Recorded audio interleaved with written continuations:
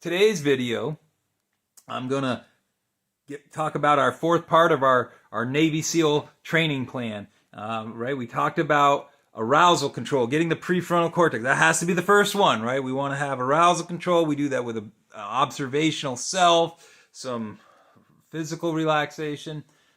Challenge. We talked about identifying and challenging false beliefs. We talked about mental rehearsal and visualizing success. And now I want to talk about a very important part. This is an unbelievably obvious and helpful strategy that almost nobody puts into practice. But I found that if you do this, you can really overcome what seemingly is overwhelming. So if you remember back, I said, one reason I'm calling this Navy SEALs training is it's related to, I found out a former colleague of mine was training the Navy SEALs. And I had seen a program on the brain and stress and emotions, and they were studying the Navy SEALs. My former colleague was part of that program. It was very interesting. And one of the things that he had said, and it was something that I had noticed with my clients as well, was an incredibly helpful strategy. And I'm going to tell you a little story about somebody I worked with years and years ago who suffered from what we call obsessive compulsive disorder. She would get a thought in her mind that she couldn't get out. It would generate intense fear.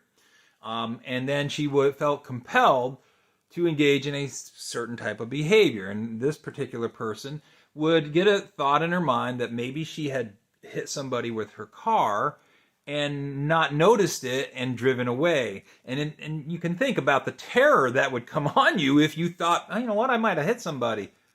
How would you feel, right? And this is the thing, our emotions always make sense, even if the pathway to get there, the thought to get there is irrational. But once we know the thought, the emotion always makes sense. So she would get intense fear, and we tried lots of different things to help break this pattern.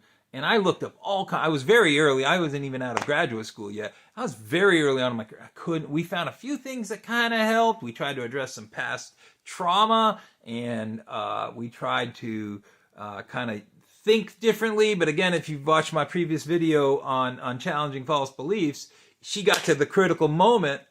And again, I didn't understand the neurobiology like I do now. She got to that critical moment, her limbic system took over, and everything we worked on went out the window. She was in intense fear.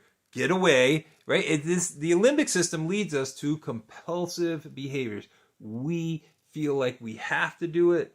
We lose actually the ability to choose whether we do it. We are overloaded with emotion, and we lose our ability to think clearly, and we don't think about long-term or consequences. One of the things that we tried calculating we tried all kinds of things, and nothing seemed to work. One day we were talking, and it hit me. I said, I think we maybe are asking you to do too much. We're trying to get you to drive all the way home feeling this intense fear. I said, maybe we need to just have a smaller goal. I said, so we were living in an area of the country that had lots of exits, and so if she was on the freeway, then there's lots of exits. We were in a pretty large city, and there's multiple. There's blocks. There's multiple intersections you could go through. Maybe we just need to get to the next intersection. So if you can get to this intersection and then decide, I'm going to go one more. And if you make it one more, we're going to call that a success. But if you get to that intersection, you then can decide, do I want to try to go one more before I turn around? But you can totally turn around. We're not trying to not turn around. We're just trying to get to the next intersection. Years later, by the way, I got into distance running. I found out this is a very important strategy in distance running, because sometimes your brain starts telling you, your mind starts telling you you don't have the energy, you can't complete the run, and you start thinking, well, I got 5 miles left to run. Don't run 5 miles, run to the next stop sign, run to the next, intersection, something like that. But so this lady said she would try this, and the next week she came back, and I said, well, how far did you get? And I went all the way home.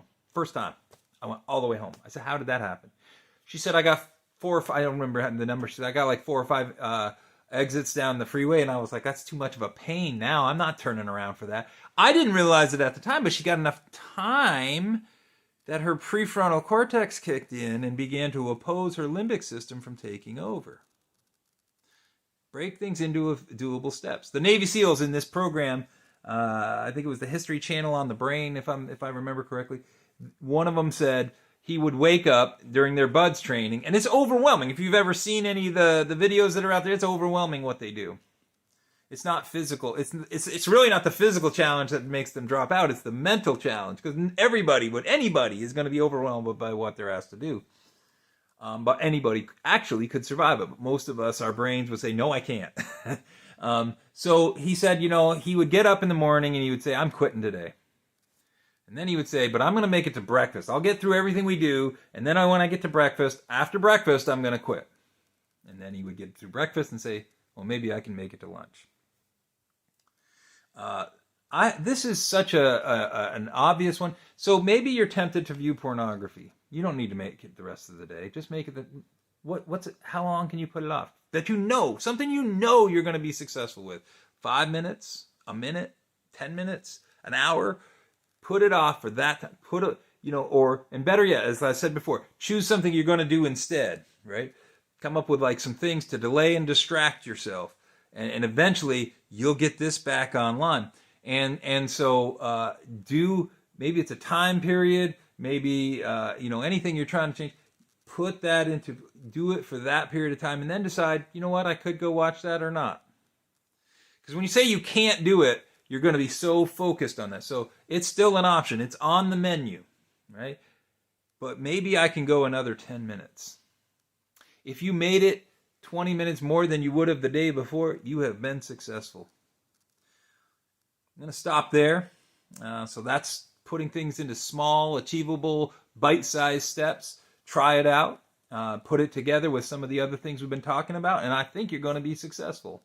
I got one more I'm going to talk about, but I'm going to end this video here. God bless you, and may God help you have success.